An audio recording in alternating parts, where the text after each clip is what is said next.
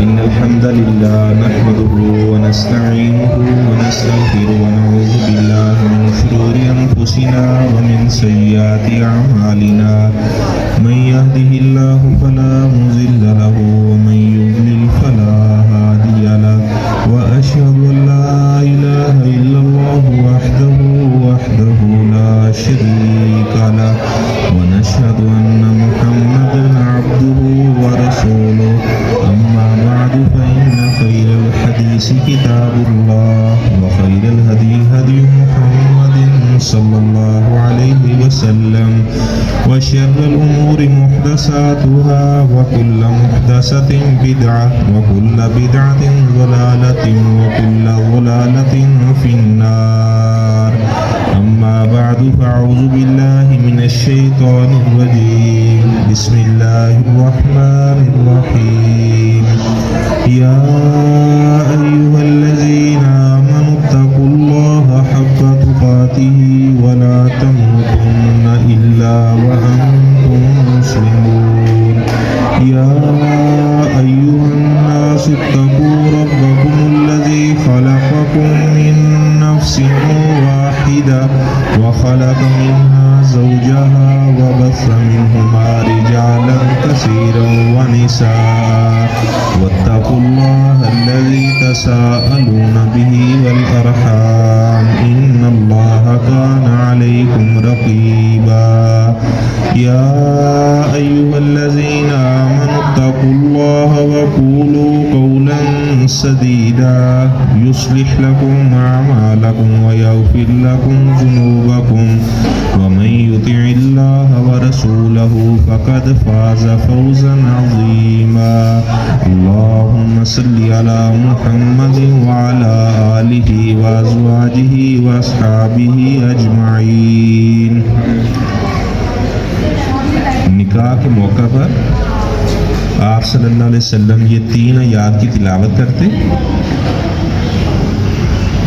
اور جب آپ جمعے کا خطبہ ارشاد فرماتے تب بھی یہ 3 آیات تلاوت کرتے. ان تینوں آیات میں تقوی کا حکم دیا گیا ہے کہ اللہ تعالیٰ سے ڈر کر زندگی بسر کرو.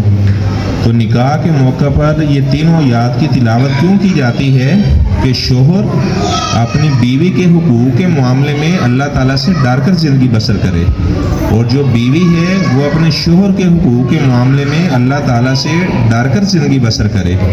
آپ صلی اللہ علیہ وسلم نے فرمایا کہ سب سے اچھا انسان وہ ہے جو اپنے بیوی بچوں کے حق میں اچھا ہے, اسے سب سے اچھا انسان قرار دیا گیا ہے. بعد ایسے لوگ ہیں باہر ان کا اخلاق بہت اچھا ہوتا ہے لیکن بیویوں کے ساتھ لڑائی جھگڑا.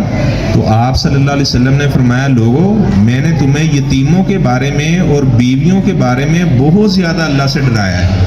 فرمایا کہ یہ تو تمہارے اپنا گھروں کے اندر ایسے جیسے کوئی قیدی ہوتا ہے تو اتنی تمہاری دیکھ بھال کرتی ہیں. تو اسی لیے فرمایا کہ سب سے اچھا انسان میں اسے قرار دے رہا ہوں جو اپنی بیوی بچوں کے حق میں اچھا ہے. تو نکاح کے موقع پر 2 لفظوں کا استعمال کیا جاتا ہے, ایجاب و قبول. ایجاب و قبول, ایجاب کا تعلق ہے جو دلہن کا باپ ہے اس کے ساتھ, کیونکہ لوگ اس کی ایکسپلینیشن نہیں کرتے تو میں اس کی وضاحت کرنا ضروری سمجھتا ہوں. اور قبول کا تعلق ہے عثمان صاحب کے ساتھ, یعنی اس مجلس میں گواہوں کی موجودگی میں بڑے مجمع میں اس بات کا معاہدہ ہوا ہے, ایگریمنٹ ہوا ہے. جو لڑکی کا باپ ہے اس نے کہا ہے کہ یہ بچی ہمارے گھر میں پیدا ہوئی, ہم نے اس کی تمام ضروریات کا خیال رکھا, کبھی ہم نے اسے ڈانٹا نہیں, کبھی ہم نے اسے مارا نہیں, کبھی اس سے ناراض نہیں ہوئے. جو اس کے اخراجات تھے ہم نے سارے اس کے اخراجات پورے کیے. اور آج کے دن یہ ذمہ داری ہم عثمان صاحب آپ کو دے رہے ہیں. تو عثمان صاحب نے اس ذمہ داری کو قبول کیا ہے کہ جیسے آپ اس کے اخراجات کو پورے کرتے رہے اور آپ کبھی اس سے ناراض نہیں ہوئے, آپ نے ڈانٹا نہیں, میں بھی اسی طرح اس کا خرچہ بھی پورا کروں گا اور کبھی اس سے ناراض بھی نہیں ہوں گا.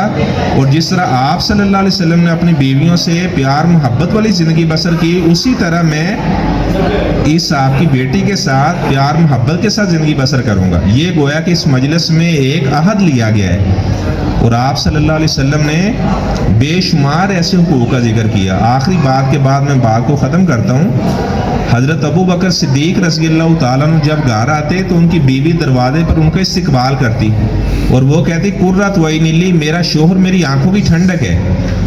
اور حضرت ابو بکر رضی اللہ تعالیٰ عنہ وہ بھی اپنی بیوی کو یہ الفاظ کہتے ہیں کہ میری بیوی میری آنکھوں کی ٹھنڈک ہے. اگر ایسے پیار محبت والے الفاظ کا تبادلہ خیال کیا جائے تو اس سے محبت میں اضافہ ہوتا ہے. ابھی ہم اللہ تعالیٰ سے دعا کرتے ہیں اللہ تبارک و تعالیٰ اس جوڑے کو اسوہ رسول کے مطابق زندگی بسر کرنے کی توفیق عطا فرمائے. اور جتنے احباب بھی یہاں پر موجود ہیں جن گھروں میں لڑائی جھگڑے ہیں اللہ تعالیٰ ان کی لڑائی جھگڑوں کو پیار محبت میں تبدیل فرمائے.